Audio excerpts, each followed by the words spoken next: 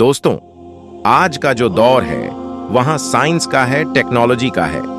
Science के बदलते दौर में अगर कोई सच्चा मजहब है तो वहां है मजहब इस्लाम। इस्लाम ही एक ऐसा मजहब है जो पिछले 1400 सालों से अपने आप को सच साबित करता आया है। पिछले दिनों हुई कई तहकीकात ने यह साबित किया है कि आज साइंस वही कुछ बता रही है जो 1400 साल पहले इस्लाम ने बताई थी। अल्लाह ताला ने हर साल अपने बंदों पर रमजान मुबारक के 30 रोजे फर्ज किए हैं। रमजान के रोजे जहां हमें गुनाहों से पाक करते हैं, वहीं दूसरी तरफ उसके बेशुमार जिस्मानी फायदे भी है, जिसकी वजह से हम कहीं जिस्मानी बीमारी से महफूज होते हैं।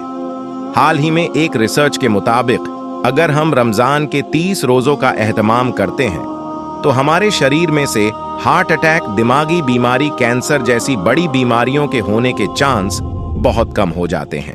दुनिया को हैरानी तो तब हुई जब मेडिकल साइंस का नोबेल पुरस्कार पाने वाले जापानी साइंसदान यूसुनोई ने दावा किया कि उन्होंने कैंसर की दवा बना ली है। यूसुनोई के इस दावे से मेडिकल साइंस में कोहराम मच गया। एक बहुत बड़ी प्रेस कॉन्फ्रेंस बुलाई गई और उनसे पूछा गया कि बताइए, आपने कौन सी ऐसी चीज ईजाद की है जिससे कैंसर जैसी बीमारी खत्म हो सकती है। उन्होंने कहा कि इससे बचने का यही तरीका है कि इंसान खुद को भूखा रखे। यूसुनोई के मुताबिक जब आपका जिस्म भूखा होता है तब भूख की वजह से आपके जिस्म में जहरीले जरासीम और वायरस खत्म होने लगते हैं। उन्होंने कहा, कैंसर की वजह से आपके जिस्म में मौजूद सेल्स और कोशिकाएं कमजोर होने लगती हैं और उनमें जख्म होने लगते हैं। ऐसे में जब आप भूखे होते हैं तो भूख की शिद्दत की वजह से आपका शरीर उन कमजोर सेल्स को खटकता है और उनकी जगह नए सेल्स और कोशिकाएं जन्म लेने लगती हैं। जब ये अमल कई दिनों तक चलता है और आप कई दिन लगातार भूखे रहते हो तो आप में मौजूद कैंसर और दीगर बीमारियां धीरे धीरे खत्म हो जाती हैं। यशोनूरी से जब लोगों ने पूछा कि उन्हें कितने दिनों तक भूखा रहना चाहिए, उन्होंने जवाब दिया कि अगर आप साल में 20 या 25 दिन तक भूखे रहते हैं तो आपको कैंसर समेत पागलपन और तमाम तरह की बीमारियों से महफूज रह सकते हैं।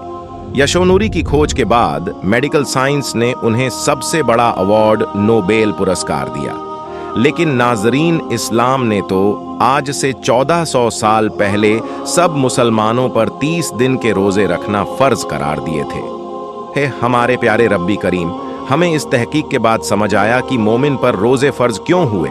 अल्लाह ताला ने हमें रमजान का मुबारक महीना इसलिए दिया है ताकि हम रमजान में इबादत करके अपनी सेहत तंदुरुस्ती बना लें, दुरुस्त कर सकें और साथ ही कई बड़ी बीमारियों से राहत पा सके।